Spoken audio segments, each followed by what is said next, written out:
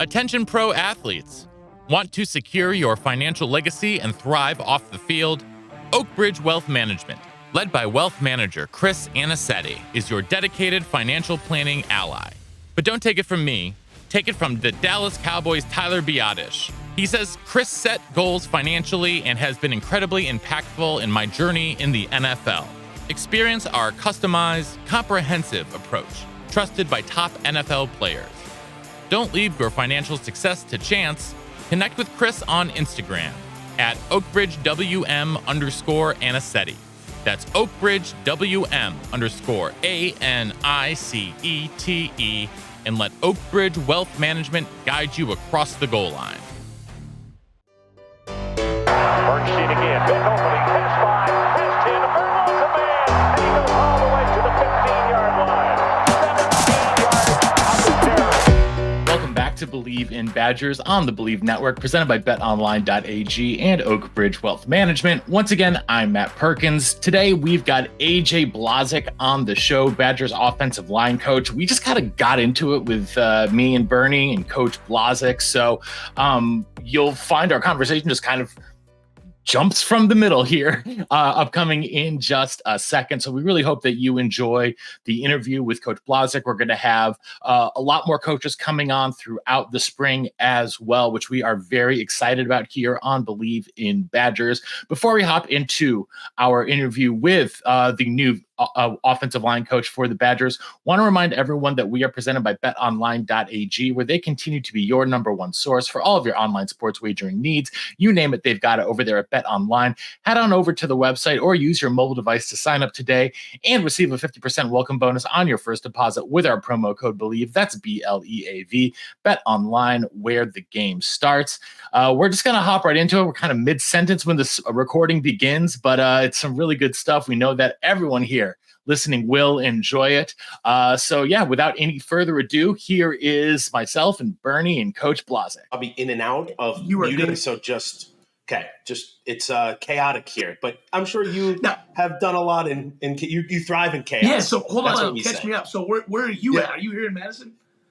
So I work for the university in fundraising, but I am in Tarrytown, New York, in Westchester. Yeah, I love it. Yeah. I played fullback for the Badgers 01 to 05. So you right after I left, right in 2000 was my last one. So were you with Casey? Was gone right before you got here, wasn't he? Robot. Casey was gone. Yeah, I think he graduated in the 97, 98, somewhere around that area. Yeah, 99. Yeah, him and he was with Ron Dane. So yeah. How about that for small world? Dude, I love that guy. He's a. You ever go golfing with him? He wears sandals. Yeah, it doesn't surprise me. When he took that job, I was like, hey, Casey, they give you a pair of shoes and you wear it? Because I've never seen him in 5 years of knowing him, 10 years of knowing with closed-toed shoes on. Well, he's a big on-cloud guy now. I kind of wear him out. He's kind of fancy, so. Well, he had the opportunity. He just fishes and sits in sandals all day. Correct. Yeah. And the problem is him and I will get along because we drove back from Nashville last week, and I got my clubs, and I got my fishing pole and all my fishing stuff. So you guys got it in together big time. Oh. Fishing to me it's too sitting around, and if I'm not drinking beer, I can't do it. Well, the problem is the normal, I would say for my North Dakota time, Minnesota, the Wisconian answer would be to walleye fish and troll and maybe have a beverage or two, just like ice fishing. I get bored doing that. So let me fish for smallies. Let me fish for some northern. Let's move around. Keep the bait moving. I got to keep me occupied. I like the tip-ups on the ice fishing, and then you just sit and drink beer. And you don't do fishermen. But, we didn't go fishing in Westchester. You're right. We didn't go hunting. So it's all new world out there in Wisconsin. So you're from New York originally then? Yeah. I tell you what, in my time at Rutgers, we loved Jersey, recruiting the city. I did Long Island, which was crazy, Mm-hmm. As a matter of fact, that was right before you went to Canarsie? That was right before Jack Cohn came here. So he was. Oh, wow, okay. That was my first year out on the island, and I enjoyed it out there. It's good football. People just don't. Yeah. They don't make it to the Midwest. Every good athlete ends up in lacrosse. On Long Island for sure. My son's a college lacrosse player, so that's I kind of fell in love with it out there. It's a fun as a parent. Now I love baseball, but as a parent, I can go to a 2-hour baseball game that's 4 hours behind, or I can go to a lacrosse game in an hour and 10 minutes, and I know it's going to be done. Right, and it's fast paced the whole time. Yes, It's like hockey. It's more physical than people think. It's more physical. Oh. Well, Coach, this is a pleasure. We're so excited. We're like I said, we're very excited here. So I guess I'll do the intro now. Let's roll. Yeah. I mean, we're just kind of rolling with it here on Believe in Badgers, part of the Believe Network, presented by BetOnline.ag. I'm Matt Perkins, joined as always by Badger legend, the Hebrew Hammer himself, Matt Bernstein. Bernie, how are we doing today? Dude, special day. We got the O-line coach. I feel like a glorified O-lineman, although I did touch the ball a couple times. But man, every day with Matt Perkins is a holiday on the podcast. We were just talking before about the trajectory of Wisconsin football, and I'm excited every second about this, and I have to wait now, although only a couple weeks until spring ball. Hey, right around the corner. Yeah. I don't miss those days, Coach. Spring ball is not as fun as I think coaches love it. No, the coaches, and players, it's the best. That's what we thought. You can try everything. You can move guys around. If there's a mistake, you got a couple days to fix it. It's not like there's a game right away within 4 days or 5 days. And you can scrimmage more. Yeah. As a developmental guy, I like them because you could spend a little more time and slow it down with guys. You know, you can explain it. You can see it register with them, and you can come back tomorrow and work on it in the same setting. I think it's kind of the real like playground of O-line play. It's a fun part for me.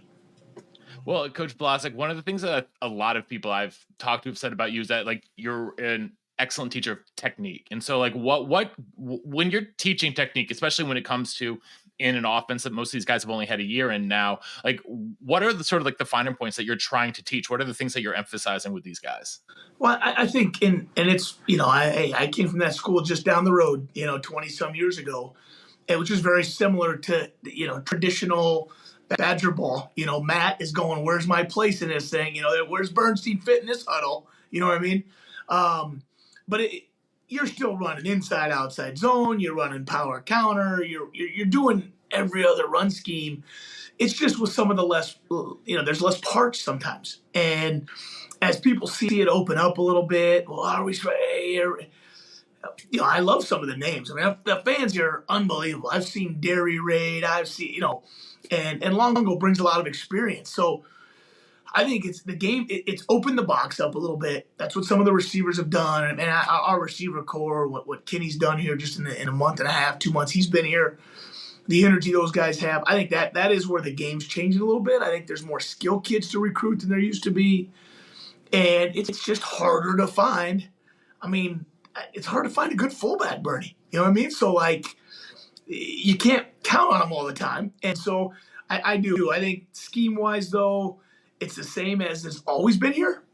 You go back and look at the days from, when Coach Alvarez to Bielma to Chris to the traditional heavy personnel. It's the same schemes we're running. There's just less parts into it and let you go all over. So, as an inside-outside zone guy or whether you're a power guy, we're going to run all those. And so it's the same stuff, and the fundamental pieces haven't changed in 50 years, to be honest with you. The use of hands maybe in O-line play the last 30, 40 years, but it is still, footwork, knees, hips, bottom up, start from the ground, get your body in the right position, and then we can block people. So, Coach, I hope you can't hear the saw, but if you can, Matt Perkins, cut it out. Coach, we just got a lot of stuff going on here. It's pretty wild. Good. In my 1,000 square foot apartment. Yeah, dude, we're thriving in chaos. My wife and I are consistently laughing at each other saying, you just said you were going to have a breakdown and now you're not having one. And I'm like, yeah. So Coach, can you explain the process of, going through coming to Wisconsin? Like, what made this exciting for you? What have you seen? I mean, you were with Iowa for a long time. what made you want to come join this staff, and what excited you about this new offense and Coach Longo and Fickle? Yeah, so it's interesting, and that all goes back. Coach Fickle and I had never really met. We had known guys that had crossed paths, and at Rutgers I was with some Ohio State guys that he was with, so there were some connections. And Chris Ash was really a big connection with Coach Fickle, just from their time at Ohio State together. Mac, that was as an athletic director here, has ties to some mentors of mine, strength coaches, and so in doing the research, I think between the two of them, we're like, hey, this might be a guy we got to look at. And Coach Fickle and I had a good, probably 3-hour conversation, and it really didn't have a lot to do with X's and O's at all. I just talked about what he wanted in his O-line, what he was looking for, the current state of like depth in the room, and old guys and young guys, and they just recruited a heck of a freshman offensive line class, so development's going to be key. You got some veterans that are really looking to maximize in their final years here at Wisconsin, and so it's a unique setting. You got to have a confident guy that's going to come in and coach those old guys, but also, you got that hand to bring a young buck along that might have to be in the two deep a little bit right now, and so I think if anything, you're going to see really aggressive O-line play.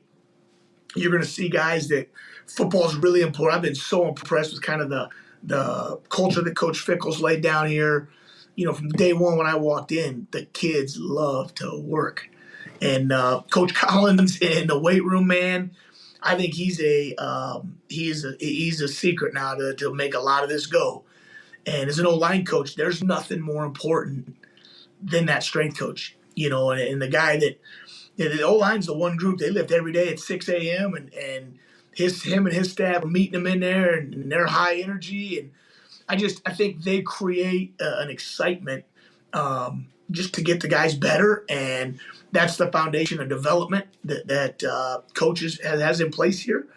And our conversation was about that. And so to come to a place with the storied history of Wisconsin football, especially Wisconsin O-line play, and have an opportunity to be a guy where the emphasis, I want development.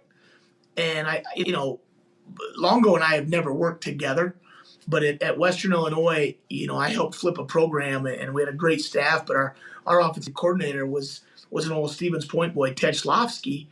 And Ted and I spent 3 years together. I'd come from Iowa. I'd been at Winona State. We were going to line up and run power and 21 and the same stuff, right? Ted came from that, hey, we're going to spread it out and be ahead of the curve in college football.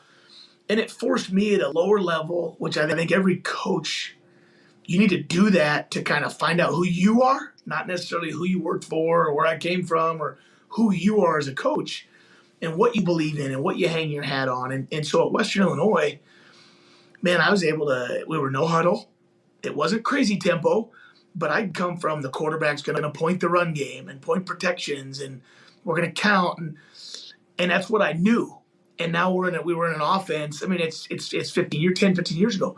We were in an offense where now how's the center going to do this? And how are we going to communicate? We don't have time to get all those calls out. And so it made me create a lot of stuff and pictures for linemen. And I've actually carried that over. I was out at Rutgers with Drew Maringer that came from Ohio State. We were no huddle.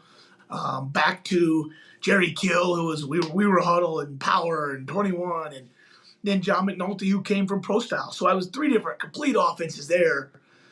And if anything, I would say from a staff standpoint, I've learned a lot of ways over 20 years to teach the same core values. And, so I knew what Longo was about. I knew a lot of, does he want to line up and punch people in the mouth and grind them down? He does. But if you have those next guy and the third guy into the box, and instead of just packing all, 22 guys, trust me, I love that as much as anybody. But the day has come, 21 to 24, 28 points isn't enough to take you where you want to go. And that's what so when we open it up to add that extra 10, 12 points, 15, hopefully in what you're doing offensively, you gotta move it a little bit quicker. You gotta score a little faster just to keep up with some of the. I tell the line, when we prepare every day, I'm not training for a certain team every rep has to be run like a Big Ten championship rep. I don't know who we're playing there, but I know that they're not going to be bad. And so when you work technique, you might only get 3 to 4 actual reps in a 5-minute period. Make it the best, like even as the look guy. We service ourselves a lot offensively, holding the bags and different stuff, but that can't be a rep off because you need a realistic look or a reaction, and you only get so many reps in a day. You might seem like you're out there a lot, but to work that, the intentionality of everything you're thinking about and processing to get them to the point where it becomes habit, and then they can play at 100 miles an hour. You talk development. I'm probably not a guy that's gonna lose my mind when you miss a block or take a, because when you do that, guys get gun shy, and then they start. Well, I don't want to make a mistake. Hey, when you pre-snap process, what am I doing? Where am I going? After that, cut it loose, throw haymakers, and we'll pick our head up after 6 seconds. Come back and do it again for 72 snaps. So I kind of got off there a little bit, but that's from the development standpoint and how we got here to Wisconsin. Coach Fickle, the reputation he has, Wisconsin, the state of Wisconsin. I've recruited for probably 8 years at different places. So the connection with coaches, the tradition of walk-ons, of in-state recruiting, of geographic, how important it is to that fan base, just the energy that comes out of here and the pride people have in the University of Wisconsin in this state. Those are the places you want to go work. Those are the places you want to be. Attention athletes. Do you want a frictionless and tailored financial planning experience to secure your future? Well, look no further. Introducing Oakbridge Wealth Management, the premier financial planning firm for professional athletes. Led by wealth manager Chris Anicetti, our team provides a unique and comprehensive approach, ensuring your financial success both on and off the field. We understand the unique challenges you face as a professional athlete, from managing cash flow habits to planning major business purchases and navigating complex contracts. That's why we've developed a proven process, working closely with our strategic partners to provide seamless solutions for your unique financial journey. Our services evolve with your career, offering short, mid, and long-term goal setting, portfolio optimization, real estate investments, and more. As you transition to life beyond the field, we support you with career development and philanthropic ventures. But don't just take our word for it. Top NFL players like Chase Boulier, Tyler Biadasz, Alec Ingold, and more trust Oakbridge Wealth Management to guide them towards financial success. Troy Dye of the Minnesota Vikings says, "I really love the work that Chris and the rest of the Oakbridge group do. I especially like the honesty and transparency when it comes to setting up financial goals and plans that best fit my needs and situation. It's time to elevate your financial game plan. Connect with Chris on Instagram at OakbridgeWM_Anicetti. That's OakbridgeWM_ANICETE. And join the winning team." Well, no, listen, you're right, though. In a college sports and practice, you don't get 25 reps like high school. You get 3 or 4. I don't think people understand that, Coach. When you said you get 4, potentially 5 reps in a period, we're talking about you get 25 reps total, like in a day, and they all have to be perfect. And Coach Fick and Longo, they're not, you also are not going to say we're going to have 15 good ones in 25. That's not Wisconsin football. It's not college football. Correct. So how do you go with a line that's had so many different coaches? How do you build on the positives and then break kind of the bad habits that have maybe just been built by accident? And I tell the guys, I say, really, there's no bad habits. There's good habits, and there's ones we probably need to fix or tweak or fit this system, fit this scheme. So some of the stuff I step in here with, I'll have Jack, I'll have Riley. We'll be working some individual, and it's just stuff that just boom, boom, boom, boom, and it happens. Some of those guys, I say this my parents were divorced. I had a stepmom. Mom was in it. I really had 4 parents growing up. And somebody, man, how do you, as I'm older, I'm like, man, the experience I got from those 4 parents and perspectives. Some of these guys that have had 4 coaches, it's been hard. It's not easy, but they have a plethora of knowledge. And, and Rudy and Bo, I knew those guys. I came and visited those guys, and Jack and I knew each other through recruiting and seeing each other on the trail. But everybody's going to have their different sticking points. My best friend will coach something differently than I do because of what they believe in, and that's what goes back to that, your small college days. Why do you believe in it? How's it all go together? It's not about just the O-line.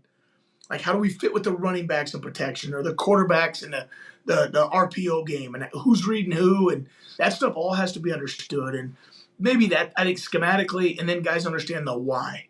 And you hear that a lot, but I don't know if coaches really slow down and teach the why. Like, I can have the most beautiful PowerPoint. I can have the greatest plethora, glossary of drills.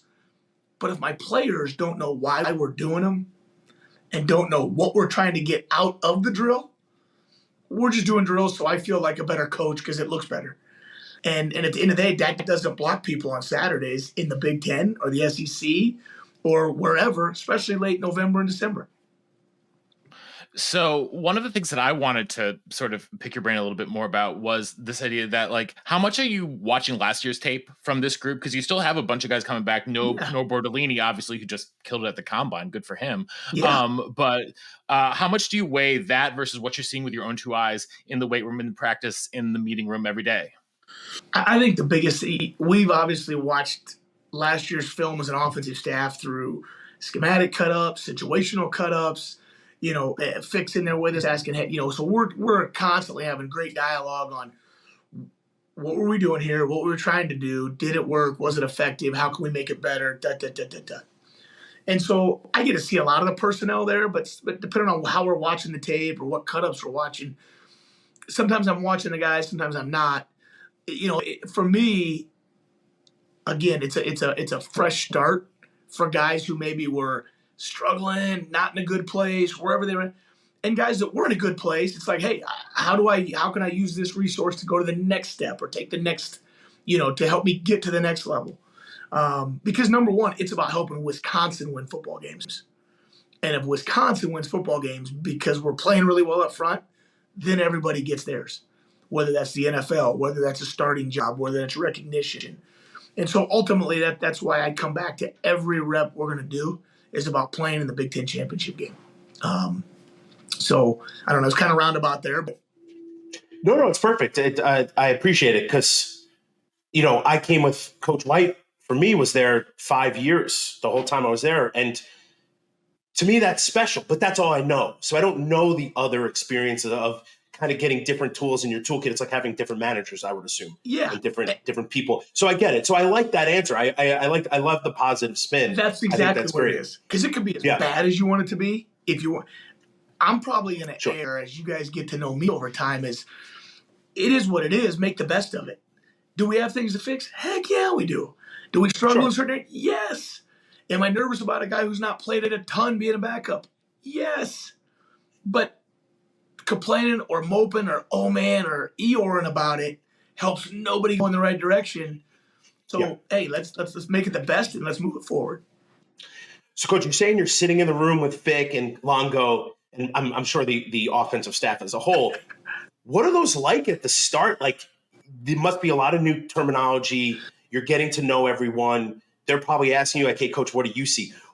Paint us like a picture of what that scenario looks. To me, that's frightening. Well, I don't know. I mean, because there's no fullback anymore, so I would be like, I don't know what to do. Braylon looks really good here. I'm going to tell you good cut, Zach. If we could put you back in the huddle, we would be unique and we would find a package. Longo said at first that I would have no place. Hey, I'd be holding the clipboard or guarding the water on the sideline. We could call you a guard, and I would find a way to get 6 linemen on the field. How's that sound? Okay, it sounds perfect. It's all in I love it. Listen, I played in the time period when I needed to be playing. Amen. It was perfect. You're preaching to the choir. Exactly. I'll let you talk on this beautifully crazy scenario that would scare me to death. Here's what I'll say. And one of the things that I've known of Luke, over the years, just guys have been with him, and he's intense, he's competitive, and you hear all that stuff. To be a 4-time, I think this might be like legend and lore, to be like a 4-time undefeated state heavyweight wrestling champion in a storied state like Ohio, you're not going to be like, you're going to be intense. You're going to like to compete. And I said, when you coach at this level, just like everybody wants to, and you see kids all the time, D1, go to the top. I want to, and kids are so fired up in recruiting, I think, to post offers and commitments. So it's all that they hear from the people around them. Hey guys, like anything else in this world, with that comes some big responsibility. Like when you show up, it will be the hardest time in your life. So that big time college football, and that's great. And they see gear and they get the pictures and fall camp number 26 in the second team period. That you got to be wired different to do that. And so I think, I say that all in the sense that Fick, I love that was my biggest draw was I love working for defensive head coaches. We're going to air in practice, probably getting every physical rep we can. We're going to get team reps. We're going to get interactive reps. Most defensive guys just like that. And so I've had a blast. When he's in there, it's questions. It's no different than a coordinator to a line coach. Hey, why are we doing it this way? There is no confrontation. It's all in, teach me. Some of us, I want to, Longo and I right now on different stuff are, why do you like it that way? Well, why do you like it that way after I'm done? And then let's watch tape. And I've had as much fun, and it's probably been as productive in the last 2 months as, I've been lucky to be around some really good coaches over my career, be on some staffs that are really fun, but also like we could grow together. We've had some good conversations, and you just go to the tape. The tape's not going to lie. We all have kind of what we like sometimes. And so it's been fun to learn, from some of these guys. When we got, Spalding and Letton are not old coaches by age, but man, they are sharp. And, what they can bring to the table and what we sit there and talk about. Like I said, Kenny's new with me. So to me, it's kind of the whole room is really, really sharp football guys. They're great connectors. And then, like I said, the thing outside of Fickle and his track record and success, his priorities in recruiting. Like I like to recruit as an O-line coach. Some guys don't. Everything about him really appealed to the energy that I was looking for and was exciting. The opportunity to come back to the upper Midwest. My family, a high majority of them live in the state of Iowa. So, getting to Nashville or getting to New Jersey or that was different. We're going to have family around. My in-laws are 2.5 hours away. My wife's back here. We got 4 kids that, I got a freshman son that's at lacrosse player at Alabama, Huntsville, and engineering guy, and he's flying in tonight. They start their spring break, so he's going to enjoy Madtown with Dad for like 4 days. And then I got a junior daughter that'll be a senior, and that's a tougher move. She's got some, but she gets it. She's moved a couple times, and then I got 2 little ones that are wild and crazy, and full circle, we get closer to home. That was a big one. We get to come back to this. This is a program just like the University of Wisconsin, but fixed intensity, Longo's experience. And I say that, and he'll bust my chops. Experience is good or bad. Are you calling me old? No, he's seen a lot of football. He's sharp, and what he's done is there's strengths and weaknesses to every offense. He knows all the strengths. He knows all the weaknesses. He's got the answers. It's like the old triple option coach that ran 3 plays in a cloud of dust. Well, we might be similar. We're just spread out, and we'll have our wrinkles in there. But that really intrigued to me. And so when we're sitting in those meetings, he's got the answers. He's open to learn new things. He loves to ask questions, and totally in an open way. And so I think you go back into that room a little bit. You were asking. You got some intensity. You've got some experience. You look at the track record at quarterback. I think that really intrigued and excites me. Like I ask a lot of development questions of quarterback, and I'm not. If they say he's a good quarterback, I believe him. I really don't know the difference in a strong arm and an averagely strong arm. I like guys that win, and that's what he's got a track record of either recruiting them and developing them. Well, hopefully that becomes the same. It's the same in the O-line. It's the same with the different position coaches. And that's all Fick wants to do. It's about winning. And to me, I think that's really important. And so as brothers do in a family, sure, there's going to be times that, especially, week in and week out in the season, where I'm sure there's some stressors and pressures, and there might be some, but if you're going to move forward, you've got to butt heads a little bit and ask questions and get the best product out there for our players, for our program.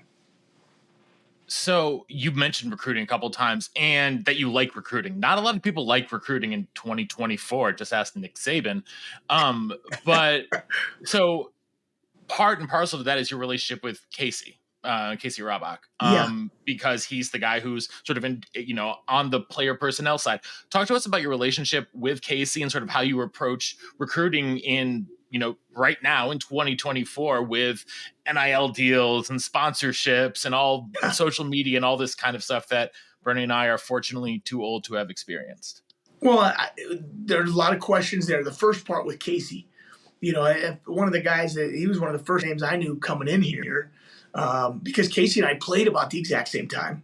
We're about the same age. We like the same kind of music. We our jokes or our humor's on the same page.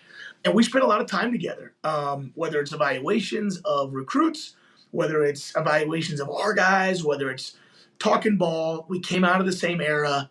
Now, I was the midget center in Iowa as they were trying to build a program. Casey was the All-American center at Wisconsin as they were rolling Rose Bowls up. So there's the 11-year pro career that, in the pro style of blocking and putting your face on blocks and putting your shoulders into blocks. And it's safe if my eyes are up and we make contact, and it's a contact sport. And there's ways to teach it that are very safe but are still yet physical. And I think we see eye to eye on a lot of that. So we spend probably as much time as anybody in the building together, whether it's recruiting, whether it's ball here, whether it's scheme. And I've really enjoyed it. We're going to have a lot of fun together, him and I, just from a relationship standpoint. So that's Casey. And you hit on the recruiting piece.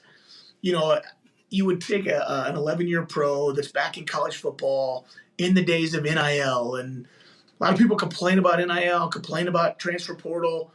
I hear coaches all the time like, no, you got to re-recruit your roster. Time out. If you're in, my dad was a high school coach. My grandpa was a high school coach. And I know there's a lot of people, the coaches might get upset. They did weights in the summer for free. There was no well, you got to pay me to train my guys. They probably coached 3 different sports, or if they were a head coach, they were an assistant in 2 others. The relationship piece was key, not only with the kid, but his family, which then led to the community. And here it's a completely different level of our kids, their communities, whether it's in Wisconsin, Minnesota, Chicago, Detroit, whatever. And our town just happens to be the state of Wisconsin, and you're the college team. So a lot of that is really, really positive. And you mentioned NIL there. To me, you're in a place, as long as the O-line's important, whatever's going to happen, it's this day and age. But at least the O-line's a priority. And when you talk to kids, that becomes a big deal. Where can I go where O-line play is a factor? Yes, we spread it out a little more, but we still got to punch a guy in the face. You still got to drive a guy and finish. You're still going to get the same 72 snaps the guy on the other side of the ball is.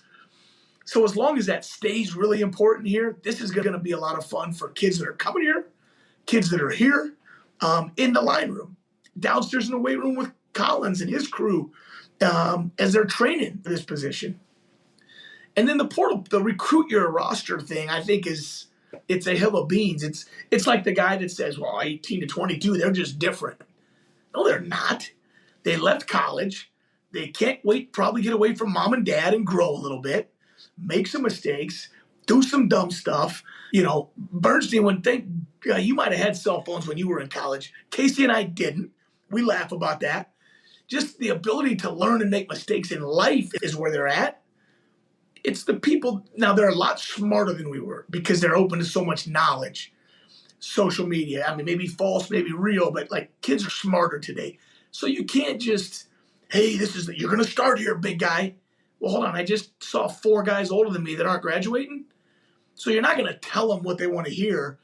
You got to be honest to kids. And like I said, there's recruiting, there's reality. I'm going to use reality because when they show up, it's right what they bought, it's what they're excited for, and they excel. If it's recruiting, they get here, you sold them a bill of goods, you're going to waste resources for a year with a kid who really doesn't want to be here because he came here for something different. And that's probably not always like sexy in recruiting, but when your kids that are here talk to those families when they show up and they're like, yeah, everything you see is what you're going to get. Everything you're hearing, it is hard. It is physical. You do that for 4 to 5 years, you're going to the NFL. And kids go, well, that's all. I've been working hard. That's how they got to the phase they're at. And kids that don't like to work, it's okay. There's places for you. It ain't going to be in Madison, So it's no different than with physicality. You better like hitting people. I totally agree. And that's what football is all about still, even though there are more rules and rules. It's a lot harder to make mistakes nowadays than when you and I were in. I mean, there was no social media. You couldn't take a picture. You couldn't text anyone. No. Good and bad, right? Like an NIL deal for me would have been great. It would have been really nice to have a little bit of a nest egg to leave college. So we could talk about that for days. Yep. But Coach, you mentioned like the culture of being physical, and I have a washed up moment. Do you ever, we used to throw on Ron Dane clips in the running back room and Cecil Martin and Chad Kuhn. You ever throw on like Joe Thomas and some of the other linemen from like back in the day? Or like, even if it's back in the day, like Moffitt and some of these other, monsters who played in the last 10, 15 years. Yeah, we've talked about those guys. In the month and a half, haven't yet. But we've talked about, I think the biggest thing for our guys is to know who they are. Sure. You wouldn't believe how many kids nowadays, they don't know who Orlando Pace was. They don't know Tony Munoz. They don't know Tony Baselli. They don't know some of these guys that were the best, and right. If they know the best at Wisconsin, I mean, you walk through Tittman was just here the other day training. They were back for a wedding. And as guys are back, Ramchek's going to be back. All the guys that will come back here, like, first off, do you know who they are? And then when they're here, if you know them, talk to them. Talk to them. Figure out what made them great. They're the best resource there is. And that goes back to Casey. It's why I like him, because just my connection with those guys has already began.